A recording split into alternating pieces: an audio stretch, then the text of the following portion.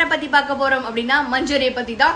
So ஏற்கனவே நான் வந்து பிக் பாஸ் சீசன் 8ல டாப் 10 கண்டஸ்டன்ஸ் அவங்களோட கேம் பிளே என்னவா இருக்குன்னு 4 பேர் போட்டிருக்கேன். ஸோ மறக்காம அதை நீங்க செக் அவுட் பண்ணி பாருங்க.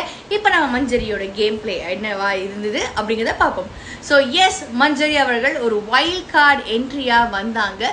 கொஞ்சம் வைல்டாகவே இருந்தாங்களோ அப்படின்னு எனக்கு வந்து தோணுது.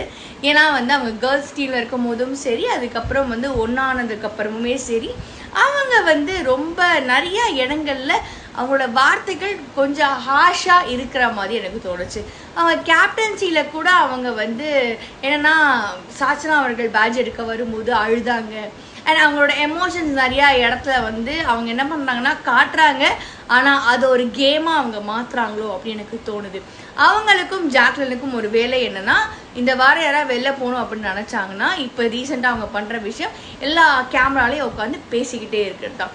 இன்னொன்று, அவங்க அந்த வாரம் தப்பு பண்ணாங்க அப்படின்னா அவங்க என்ன பண்ணிடுறாங்கன்னா ரொம்ப சேஃபாக வேற ஒரு இடத்துல வேற ஒரு ஸ்டேட்மெண்ட்டை வந்து பேசி தன்னை அவங்க சேஃபாக காட்டிக்கிறாங்க.